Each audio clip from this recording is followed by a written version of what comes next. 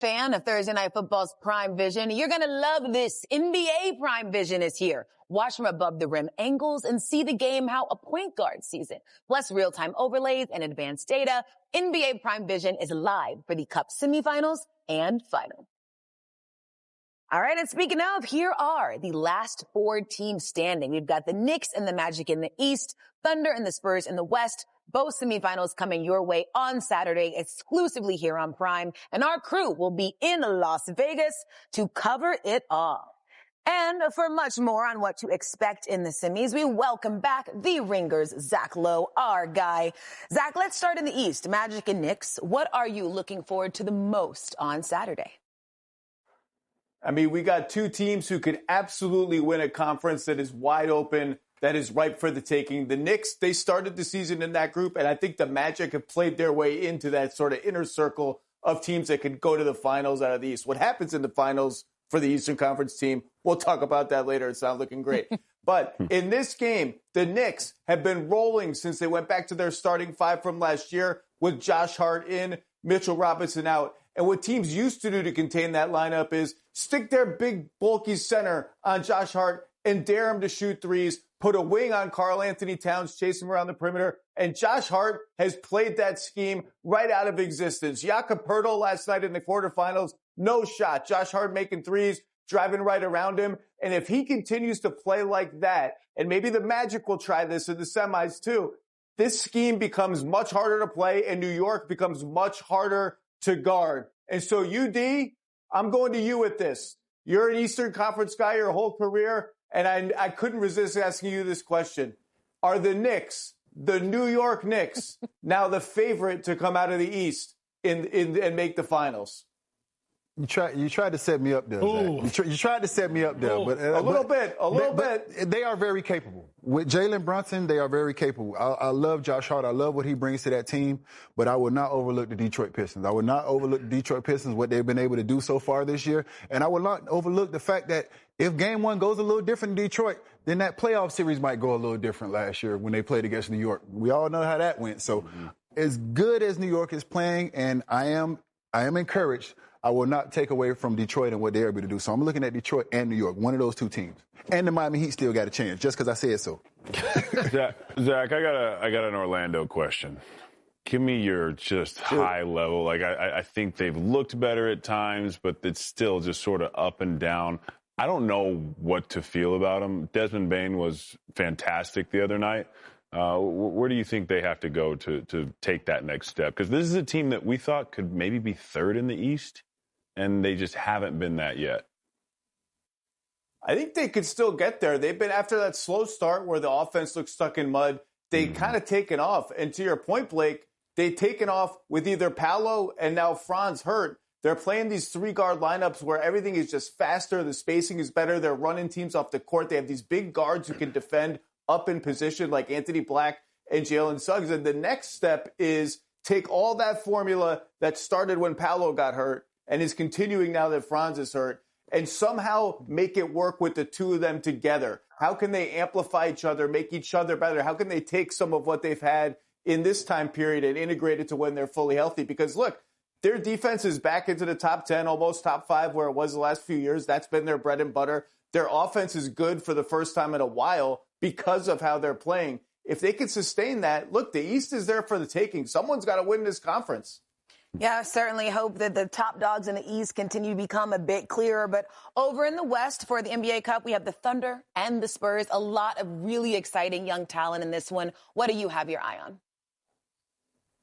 I mean, are we going to be talking about this as the defining rivalry in the NBA for the next 5+ years? Wow. You have the Thunder 24-1 off to the most dominant start in the history of the NBA. I blacked out and they were ahead by 45 points tonight. I'm not even sure what happened. Nobody can score on them. And then you have the Spurs, who are thriving without Victor Wembanyama. And what a statement from Stephon Castle tonight. You know, the honest noise starts percolating. The Spurs are one of the teams that have all the assets. That was a don't you dare put me in any kind of trade talk. Hang up the phone when people call asking about me kind of performance against this Thunder team who just has switchable, nasty, mean, swiping wings all over the place. can the Spurs figure out a way to score against that Thunder defense? I'm just so excited. It feels like we're going to be talking about these teams for a long time. And so, John Wall, I haven't worked with you yet. I'm putting you on the spot. Here's where we are.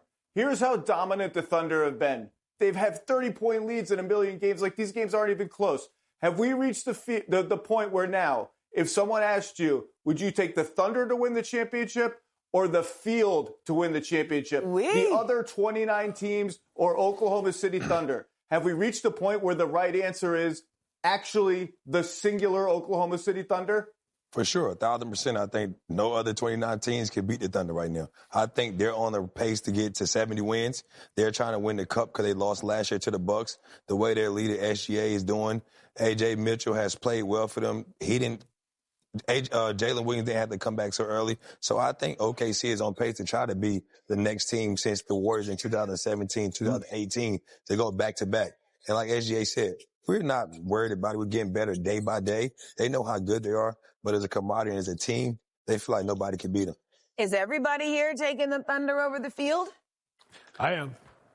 Yeah, I can't. I think so, guys. Go against the Thunder. I mean, Zach say he blacked out, but Phoenix blacked out too. Everybody blacked out. Everybody blacked out for that game. The field's unnecessary. It's like Denver, I don't know, maybe Houston, and that's about it. Like, I think we're talking about Nikola Jokic here. He's capable, his team with Aaron Gordon healthy, to take this team all the way. They did it last year with a much weaker supporting cast, so I think they're right there. The only difference is that OKC's better. They got better without making any moves. So that's the separator I see right now. Yeah, and we still haven't seen the lineup that won the championship. Exactly. Wow. Zach, you might remember this, but back when Golden State sort of went on this historic run, right, and started the season this hot, they had everybody healthy for the most part, if I'm not mistaken. The Thunder have not had most of their guys healthy. J-Dub's been out. Isaiah Hartenstein's been out. Caruso's been in and out. Dort's been in and out. Like, this is different than what we saw with Golden State. Yeah, and your big worry if you're a team chasing wins like that is, are we going to exhaust ourselves in the regular season? Even those Warriors talked about that. Once 73 became in range for them, they kind of weighed the benefits of going for history versus maybe compromising our fatigue, our chance to win the championship. The Thunder are like, yo, Alex Caruso, you need a week off? Cool. Lou Dort, you're feeling a little sore today? Cool. They're not overtaxing anybody. It's almost less taxing than it was last season. And that's like, I don't even know what to do with that. They're 24-1, and they have guys in and out of the lineup other than Shea basically every game. Yeah. You know what? We always love seeing your face here at Stage 11. But also, wait, you did not answer. I assume you're taking the Thunder instead of the field? Uh-oh. We've reached a point where, and I think Steve put it right, I think the field is really mostly Denver. I think Denver is the only team that has proven it can get to a two-way level of play that can threaten the Thunder. Houston, I got to see it for a little longer. They certainly bring like a different element of we're just going to rebound all of our misses and beat the hell out of you. But I think the Thunder have now reached a point where I'm kind of, if we leave injuries out of it, I'm taking the Thunder over the field. It's a little scary to say that out loud, but I'm doing it. Always illuminating chatting with you, Zach Lowe. Thanks so much for joining us. We'll see you again soon. Get some rest, Zach. Good night, guys. All right, coming up, the Cup has brought a play-up atmosphere, and the players headed to Vegas have some extra motivation to keep stacking wins. He is planning to get one for his dad, too. That extra financial incentive, a recurring theme during this NBA Cup. You know, we have the opportunity tonight, and hopefully going forward, play for, some extra money. And, when there's money on the table, I'm never going to walk away from it. So, let's hope. Oh, it's huge, man. I mean, I just lost $35,000, so I gotta go get it back somehow. You know what I'm saying? But I'm excited. Great opportunity for us to play some meaningful basketball early in the season. So I know the group's excited. Oh, doesn't mean. At least he keeps it real. All right. So clearly plenty of motivation and incentives for players competing in the NBA Cup. And you guys did not play in the NBA Cup, of course, but I know there had to be different times throughout your career you felt a little extra motivated. Maybe it was a player on the other side. Maybe it was a storyline, something brewing in the media. So I want to hear from you. John, give me a time in your career there was just a little extra juice behind your performance. I think playoffs, Game 6 against the Boston Celtics, we had a great rivalry throughout the regular season and the playoffs. And you sit in the locker room and you see them coming in all black and talk about it's a funeral.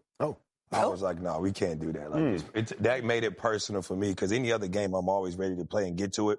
And also, it was the biggest shot of my career, hitting a big shot in Game 6. Come on, John. Over Avery Bradley and forced the Game 7. We ended up losing the Game 7, but I just couldn't let them come in my hometown of D.C. and let them get the win. Talk to him. Okay. Yeah. Had to get him staring. Look at Young Wall. Shifty. No, that was good. So you saw them wearing all black and you just knew it was time to hit a different gear. They did it, and I didn't start the game off well. I played bad early on, but I was always going to take those shots because I knew I worked on it. But after the game, they was in the media like, oh, we didn't wear all black because we thought it was a funeral. I'm like, come on, we know what y'all was like, if y'all would have won, y'all would have said why y'all did it. We got the win, so they had to hold that for another game. All right, Blake, what about you? Extra motivation when you stepped on the court? Yeah, definitely. I mean, I always kind of think back to the Sterling scandal. We were in Golden State. We had just won Game 3 in Golden State, and the Sterling news comes out. We play Game 4, and it was a big thing. Everybody was trying to figure out what we were going to do. Were we going to boycott? Were we not? And we decided to play. And we came back home for Game 5. And listen, LA Clipper fans are fantastic. They are some of the most loyal fans, and they are loud, and they care about the games. They know what's going on. But sometimes LA crowds can be a little late arriving. There's bad traffic in LA. That game, when we ran out on the court with 22 minutes left on the countdown clock before tip, the whole stadium was packed. Everybody was wearing black. They had blacked out some of the banners just to show their support of our team. And that meant so much to us because you don't always have those opportunities, right? To run out packed crowd, everybody in one color, especially in LA. And we went out and got the win, and we eventually won that series in Game 7, one of the most emotional roller coasters of a series that I've ever been a part of. But that game in particular will always stand out in my mind because the Clippers crowd showed out. And thankfully, we got the win. I mean, wild times. You've seen a lot in your career, Blake. That moment, I mean, been a My part Little of a Rabbit, few scandals. there was a lot going on. Sorry, I just had to say it. All right. They did a movie on the Clippers too, dude. It was a TV show, and I didn't think I got cast correctly. That was not you. No. I didn't like the guy. They just found a guy, and they're like, well, I guess we can paint his hair red. Yeah, he's light-skinned. We throw a light-skinned guy. It was not even close, by the way. Casting agent, I got a bone to pick with you. Yeah. We'll chat with them after the show. All right, UD, your motivation. Everybody motivated me because I was undrafted, so I came in hating everybody. Classic UD. Vintage UD. No, I did. I mean, I had a problem with everybody, and if I didn't, I would find one and make one up. But I really had a real one when Shaq came. When the Shaq trade came and Shaq came to Miami Heat, and God bless his soul, the great Kobe Bryant, and it became a rivalry between the Heat and the Lakers. And that was a Christmas Day game. So I'm away from home, away from Miami on Christmas, all the way in L.A., and we got to play this game. And obviously, Shaq infused a lot of confidence in myself and Dwayne. So he wanted us to come out and he wanted to try to win this game. So, for me and Dwayne, it was very important to inherit that rivalry because it was important to him to try to give our all and help him win that game. So I think that was the first time it was about somebody else besides me just having a grudge with everybody in the league. And come on, you got a double-double, 11 points, 11 rebounds, showing out, UD. If you look, I think I am on the list of top rebounders on Christmas Day games somewhere. Just sprinkle out in there. You look for How many of those 11 points were baseline jumpers? Probably majority of them. That's when they let us mid-range. There's no more mid-range, but about most of them. Yeah. Maybe a free throw in there. All right, Steve, close us out. When were you really fighting for something? I was fighting for my teammate, Raja Bell, who was one of my best friends I played with. Yes, come on. Oh, don't give me that 305 to my face. See, he lulled you in with the fist bump. I didn't say it. You said it. Drew his way in with that Miami reference, but my guy, Ra, we're down 3-1 to the Lakers. We're at home in Game 5. He decides to clothesline Kobe Bryant. So, unfortunately, a little ill-advised, but he was suspended for Game 6. We come back to Staples, need the win or the series is over. We were able to beat them. This fool went to a Mexican restaurant, had margaritas with Lakers fans, and was waiting on the top of the stairs of the bus when we got back to the plane. Wow. Swinging his fists. Fortunately, we got back to Phoenix and beat the Lakers in Game 7, coming back from 3-1. But we didn't want our boy to go down like that. So great performance in Staples, and then closed it out. I love it. See, our motivations here, they end in wins. Good stuff, guys. Great stories. All right, speaking of motivation for winning, here is Spurs coach Mitch Johnson on how Keldon Johnson plans to spend his prize money. What's more surprising, llama or another llama? Another llama. Just check. Well, you're not just going to have one llama. That's true. Why would you ever? Why would Can't you be ever? lonely. Well, you know what? Luckily, we're going to see him in Vegas, and we can ask the story. I want to ask him where the hell he buy a llama. Yeah. First Where does he of all, keep where the does he llama? buy it at? What does he Many feed? questions A lot that of need questions, answers. We're coming at you, Mitch Johnson. I know about bats, not llamas, guys. What was it? Echolocation. Okay. Look it up. Yeah, give us a science lesson and this all wraps up. All right, there are 4 teams left with a shot to win the whole thing. And after Saturday's semifinals, we'll be down to just 2. Magic against the Knicks, Thunder against the Spurs. Every game, every single moment, exclusively here on Prime. And it is time, once again, for Doug from the Crates. How about this little nifty video from 2015? Hey. Oh, you know what? I shouldn't be cheering for this. Yeah, Blake. Well, I'm not even in the picture. Look at Matt. John, what we got? Matt spent the other way. I really wanted to try to dunk it, but I knew Matt was going to foul me hard, so I just went with my instincts and spin. Matt spent around the other way to meet you. That was correct instincts. All right, coming up, check out what happened a little earlier on set. Don't want to brag, but I got inspired by something I saw from Blake. Hold Wait a on. minute. Everybody, Why you the guys, cutaway? Wait a this is minute. not movie magic. Wait a minute. You know what? Maybe it is. Stick around to see what's next. None of us were here to see that. But, The trajectory completely changed. but when they show us, we never make shots, right? Yeah, exactly. This is crazy. One This from is up there, crazy. Swish. What about Pet Detective over there with the Echo Bat thing? The Yeah, that was crazy. trajectory. That was There's crazy. something on the wing. That was crazy. Something.